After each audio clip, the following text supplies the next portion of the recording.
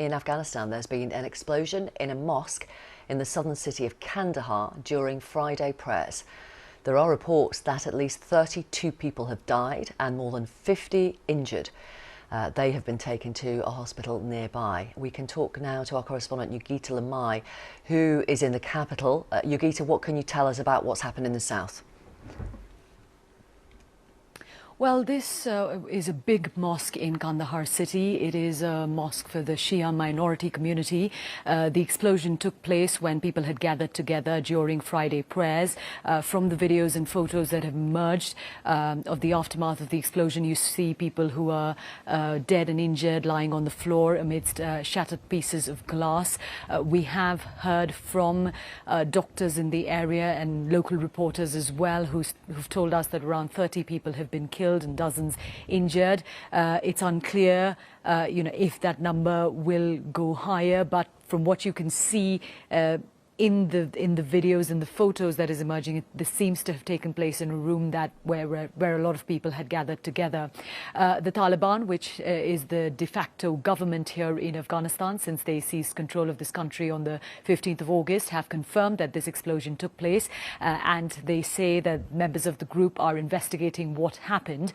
But this attack comes exactly a week after another attack in a mosque, in a Shia mosque in the city of Kunduz in the north of Afghanistan, in which scores of people were killed. It was a suicide bombing that took place last Friday.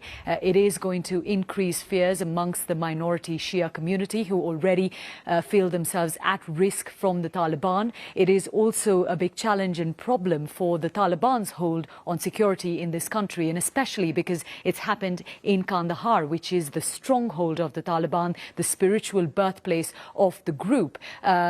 It is a challenge for them. When you ask them publicly, just yesterday when I was speaking to a Taliban spokesman, I asked him what they were doing about the increasing threat of IS attacks.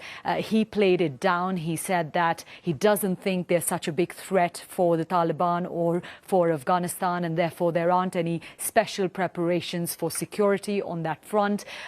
During and after talks with the US, which took place over the weekend, they've also said that they don't want the US or any other foreign countries' help to deal with the threat of IS. OK. Can I ask you more generally, Yugita, about how the Taliban are running the country, what impact the fact that they have taken over again is having on people's daily lives weeks after they took over the country? Well, firstly, there is a huge humanitarian crisis in this country, which, of course, was there prior to the 15th of August, but it's gotten worse. A large part of that is because foreign development funding, which used to come into this country, channeled through the government and accounted for almost 3/4 of state spending, that has been frozen since the Taliban took control of this country. And on the ground, what that means is that people who worked in development projects are out of jobs. They're not getting salaries at the moment. If you look at women's rights, girls haven't been allowed to go to secondary schools in most parts of Afghanistan. Women have not been allowed to return to work. The Taliban keeps saying that they want the security situation to improve, and that's when they will allow these activities to resume. But the women I've been speaking to in the past few days do not believe those assurances, because they say these are the same promises that the Taliban made when they were in power in the 1990s, and they never delivered on them. Thank you very much, Yugita. Thank you. Yugita Lamai reporting from the capital of Afghanistan.